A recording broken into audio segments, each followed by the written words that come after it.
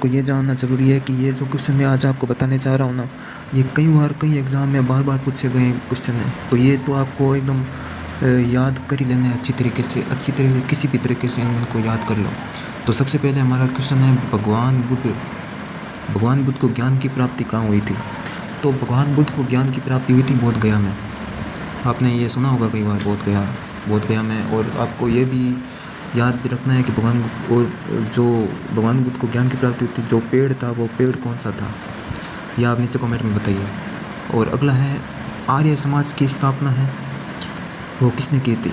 तो आर्य समाज की स्थापना स्वामी दयानंद सरस्वती ने की थी। ठीक है। और अगला क्वेश्चन है, पंजाबी भाषा की लिपि कौन सी है? तो पंजाबी भाषा की लिपि है गुरुमुखी। जैसे हर भाषा की अपनी लिपि होती है, जैसे हिंदी की देवनागरी है। हिंदी की जो लिपि है, जो लिखने में जो हम क्या है जो यूज़ करते हैं ना, तो वो उस एक हर भाषा की एक ये होती है, लिखने का अंदाज़ होता है, तो उसे लिपि कहते हैं। तो इसको आप कैसे याद कर सकते हैं? इसे याद करना बहुत आसान है। जैसे पंजाबी एक गुरुओं की भूमि है पंजाब, तो वैसे आप इसे लिंक कर सकते हैं गुरुमुखी। तो गुरु के मुख से जो निकली है उसे गुरुमुखी कहेंगे ना, तो वहाँ की भाषा है गुरुमुखी। और हमारा अगला क्वेश्चन है, तो अगला हमारा क्वेश्चन है कि भारत में सबसे पहले सूर्य किस राज्य में निकलता है? तो सूर्य पूर्व से निकलता है, और पूर्व में हमारे भारत का जो सबसे किनारे वाला राज्य है, इस पूर्व दिशा में अरुणाचल प्रदेश। तो अरुणाचल प्रदेश में इस कारण सूर्य सबसे पहले निकलता है। और अगला जो क्वेश्चन है वो है, ये है, भारत की मुख्य भूमि का दक्षिण किनारा कौन सा है? तो जैसे ये अरुणाचल प्रदेश पूर्व में सबसे किनारे पर स्थित है, वैसे ही कन्याकुमारी है जो हमारे दक्षिण में सबसे किनारे पर स्थित है। इसके बाद में श्रीलंका देश आता है। तो उस किनारे पर, दक्षिण के सबसे किनारे पर यह कन्याकुमारी स्थित है। बिहू किस राज्य का प्रसिद्ध त्यौहार है? तो बिहू है असम का। असम राज्य का प्रसिद्ध त्यौहार बिहू है। और अगला है, कौन सा विटामिन आंवले में प्रचुर मात्रा में मिलता है? तो विटामिन सी है वो आंवले में प्रचुर मात्रा में पाया जाता है। सबसे ज़्यादा प्रचुर मात्रा में विटामिन सी पाया जाता है। और भारत का प्रथम गवर्नर जनरल कौन था? तो विलियम बेंटिंक भारत का प्रथम गवर्नर जनरल था। तो इससे आप कैसे याद रख सकते हैं? जैसे इसका पीछे क्या लिखा हुआ है, बेंटिंक। तो जैसे बेंटिंक करने सबसे पहले यही आया था गवर्नर जनरल में, तो बेंटिंक से आप याद रख सकते हैं कि बेंटिंक करने आया था। में यही था सबसे पहला governor general, William Bentinck.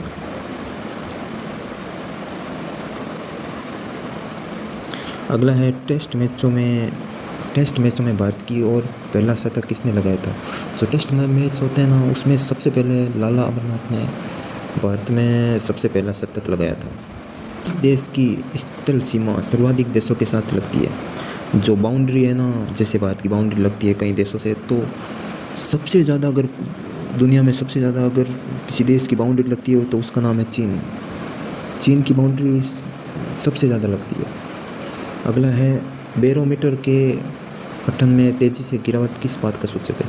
Barometer आपको पता ही है, ये तूफ़ान और हवाओं के बारे में पता करने के लिए, मतलब कितनी हवा चल रही है, कितना तूफ़ान आ सकता है, नहीं आता, इसके लिए बैरोमीटर यूज़ किया जाता है।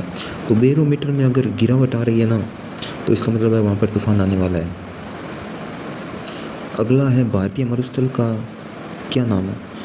तो भारतीय मरुस्थल आपको पता है, जैसलमेर में थार मरुस्थल है, वो भारत का सबसे बड़ा मरुस्थल है, बहुत बड़ा मरुस्थल है जैसलमेर में। थार नाम का जो स्थान है, वहाँ पर जो मरुस्थल है वो बहुत ज़्यादा है, तो थार का है। कांजीरंगा राष्ट्रीय अभयारण्य किस राज्य में है? तो कांजीरंगा राष्ट्रीय अभयारण्य है, असम में स्थित है। और अगला है, पृथ्वी अपनी दूरी पर किस दिशा में घूमती है? तो पृथ्वी है जो अपनी दिशा में, मतलब पश्चिम से पूर्व की ओर घूमती है।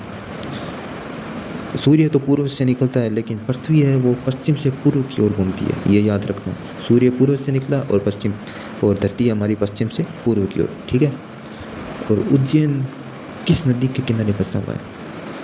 उज्जैन वो हमारे सिप्रा नदी है, उसके किनारे पर उज्जैन बसा हुआ है। यहाँ पर हमारे महादेव का मंदिर भी है, उज्जैन, ये आपको पता ही है। और अगला क्वेश्चन है, ये है निम्न में से कौन सी धातु बिजली की सबसे अधिक सुचालक है? तो सबसे अधिक बिजली की सुचालक है चांदी। चांदी में सबसे ज़्यादा बिजली का करंट दौड़ता है मतलब। और अगर ये आपके मन में आता ही होगा कि हम अगर चांदी सबसे ज़्यादा सुचालक है तो हम चांदी का यूज़ क्यों नहीं करते? तो हम चांदी का यूज़ इसलिए नहीं करते, मतलब ज़्यादातर यूज़ इसलिए नहीं होता क्योंकि चांदी थोड़ी कॉस्टली पड़ती है। इसलिए चांदी के बाद अगर सबसे ज़्यादा सुचालक है वो है तांबा, तो तांबा का यूज़ किया जाता है। लेकिन चांदी सबसे ज़्यादा सुचालक होती है, लेकिन इसका यूज़ हर कोई कर नहीं सकता। तो गोबर गैस में मुख्य रूप से क्या पाया जाता है? कौन सी गैस पाई जाती है? तो गोबर गैस होता है, मतलब उसमें मीथेन गैस पाई जाती है। और अगला है, स्वतंत्रता मेरे जन्मसिद्ध अधिकार है, मैं इसे लेकर रहूँगा, ये किसने कहा था? तो ये कहा था लोकमान्य तिलक ने। लोकमान्य तिलक ने ये नारा दिया था। राज्यसभा के सदस्यों का चुनाव कितनी अवधि के लिए किया जाता है? राज्यसभा के सदस्यों का 6 वर्ष में किया जाता है। राज्यसभा के जो सदस्य हैं उनको हर 6 महीनों में उनका चुनाव होता है। हमारी आकाशगंगा का नाम क्या है? तो हमारी आकाशगंगा है, उसका नाम मिल्की वे गैलेक्सी है। मिल्की वे गैलेक्सी, ये तो आपको पता ही होगा क्योंकि ये तो बड़ा कॉमन सा है वैसे क्वेश्चन भी। अगला है, हिंदी भाषा का प्रथम समाचार पत्र कौन सा था? तो हिंदी भाषा का जो प्रथम समाचार पत्र था वो था उदत।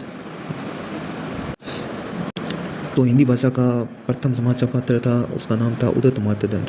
तो इससे आप कैसे याद रख सकते हैं, जैसे हमारे जो सबसे पहले हिंदी समाचार पत्र जो निकला था उदय का मतलब उदय होना। तो सबसे पहले उदय जो हुआ था समाचार पत्र को, सबसे पहला समाचार पत्र यूज़ हुआ था उदत मार्तंड। उससे आप इस तरीके से याद रख सकते हैं इसको। और अगला क्वेश्चन है, तुलसीदास कृत रामचरितमानस हिंदी भाषा को किस बोली में लिखी गई है? तो इससे अवधी बोली में लिखी गई है। ये अवधी आपको पता ही है, अवधी बोली ये हमारे उत्तर प्रदेश साइड बोली जाती है अवधी। तो अवधी में, और तुलसीदास साहित्यक वहीं से थे, तो उनकी जो बोली भी है तो वो अवधी थी। अगला है, भारत ने किस खेल में ओलंपिक खेलों में 8 बार स्वर्ण पदक जीता? हॉकी में भारत ने सबसे ज़्यादा 8 बार स्वर्ण पदक जीता और हॉकी भारत का राष्ट्रीय खेल भी है। तो इसलिए मतलब इसमें भारत हॉकी में अच्छा ही है। हॉकी में मतलब भारत को हराना आसान काम नहीं है, इसलिए हम देखते हैं कि हॉकी भारत का राष्ट्रीय खेल भी है। तो इससे आप याद रख सकते हैं इसको। तो अगला है, भारत ने आखिरी बार हॉकी में स्वर्ण पदक कहाँ और कब जीता था? तो 1980 में मॉस्को में 1980 में भारत ने मॉस्को में हॉकी का आखिरी स्वर्ण पदक जीता था। अगला है, ओलंपिक खेलों का आयोजन कितने वर्षों के बाद होता है? हर 4 साल बाद ओलंपिक खेलों का आयोजन होता है। ओलंपिक खेल होता है ना, इनका ज़्यादा महत्व होता है। राष्ट्रीय ओलंपिक समिति का मुख्यालय कहाँ स्थित है? तो राष्ट्रीय ओलंपिक समिति का मुख्यालय लुसान जो कि स्विट्ज़रलैंड में पड़ता है, वहाँ पर राष्ट्रीय ओलंपिक समिति का मुख्यालय स्थित है। सन 2012 में ओलंपिक खेल कहाँ हुए? 2012 में जो ओलंपिक खेल हुए थे वो लंदन में हुए थे। ओलंपिक ध्वज में कितने गोले हैं? तो ओलंपिक का जो झंडा है ना, ओलंपिक का एक अलग से झंडा भी है, तो उसमें 5 गोले हैं। और अगला है, एक ओलंपिक में सर्वाधिक स्वर्ण पदक जीतने वाला खिलाड़ी कौन है? तो माइकल फेल्प्स। तो माइकल फेल्प्स ने सबसे ज़्यादा स्वर्ण पदक जीते थे। और इससे आप कैसे याद रख सकते हैं, जैसे माइकल जैक्सन को जानते ही हैं, वो कितना अच्छा डांसर थे, तो उसी प्रकार ओलंपिक का यही है माइकल फेल्प्स, ये ओलंपिक का माइकल है। तो इसे याद रख लो। अगला है, भारत ने ओलंपिक खेलों में कितनी बार किस वर्ष भाग लिया था?